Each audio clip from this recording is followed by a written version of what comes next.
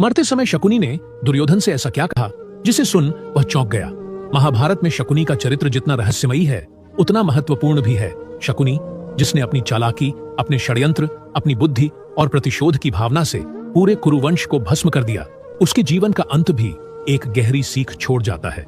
जब शकुनी महाभारत के युद्ध में अंततः भीम के हाथों मारा गया, उससे पहले उसने दुर्योधन से जो बात कही वे केवल अंतिम शब्द नहीं थे, बल्कि ऐसे व्यक्ति की स्वीकारोक्ति थी जिसने अपने जीवन का उद्देश्य केवल बदला माना था। कुरुक्षेत्र की भूमि पर रक्त की नदी बह रही थी। आकाश में सूर्य अस्त होने को था। चारों ओर मृत्यु की गंध फैली हुई थी। महाभारत का युद्ध अब अपने अंतिम पलों में था। कौरव सेना टूट चुकी थी। भीम ने अधिकांश योद्धाओं को मार डाला था। अब केवल कुछ योद्धा ही शेष बचे हुए थे। दुर्योधन, कृपाचार्य, अश्वत्थामा और गंधार का राजा शकुनी। शकुनी जानता था कि अब अंत निकट है। उसकी आंखों में थकान थी, परंतु दुर्योधन को बचाना और अपने प्रतिशोध की कथा को पूरा करने की जिद उसके अंदर अभी भी जिंदा थी। रात्रि का समय था। युद्ध के मैदान के एक कोने में दुर्योधन और शकुनी खड़े थे। चारों ओर मृत शरीर पड़े थे। हवा में दर्द की चीखें घुली थीं।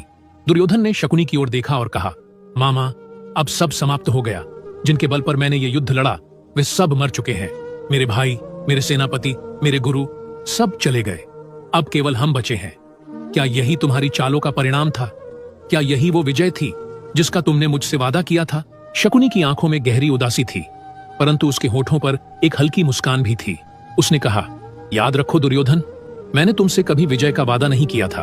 मैंने तुम्हें केवल वो रास्ता दिखाया था जिस पर चलकर तुम अपना भाग्य खुद तय कर सको। मेरा उद्देश्य कभी हस्तिनापुर का सिंहासन नहीं था। मेरा उद्देश्य केवल प्रतिशोध था, और वो मैं पा चुका हूं। दुर्योधन ने क्रोधित स्वर में कहा, प्रतिशोध? तुमने अपने प्रतिशोध के लिए मेरे पूरे परिवार को नष्ट कर दिया। मेरे भाई मारे गए, मेरे मित्र चले गए, और अब मैं भी मृत्यु के द्वार पर खड़ा हूं। क्या यही न्याय था? शकुनी ने गहरी सांस ली और कहा, दुर्योधन, जब मैं गंधार का राजकुमार था तब मेरा परिवार हस्तिनापुर की राजनीति का शिकार हुआ था। मेरी बहन गांधारी को जबरन अंधे राजा धृतराष्ट्र से विवाह करना पड़ा। मेरे 100 भाई भूख से मरे क्योंकि हस्तिनापुर ने हमें कैद में रखा। तब मैंने प्रतिज्ञा की थी कि मैं इस वंश को उसी पीड़ा का स्वाद चखाऊंगा जो हमने झेली थी। तुम मेरे मोहरे थे, मेरे शिष्य नहीं। तुमने वो किया जो मैं चाहता था, और अब जब यह वंश समाप्त हो रहा है, मेरा प्रतिशोध पूर्ण हुआ है। मैं मरूंगा।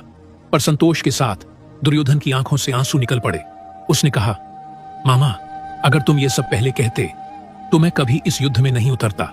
मैं पांडवों से द्वेष रखता था, पर मैं अपने कुल के नाश की कामना नहीं करता था। शकुनी ने धीरे से कहा, दुर्योधन, तुमने स्वयं उस द्वेष को सींचा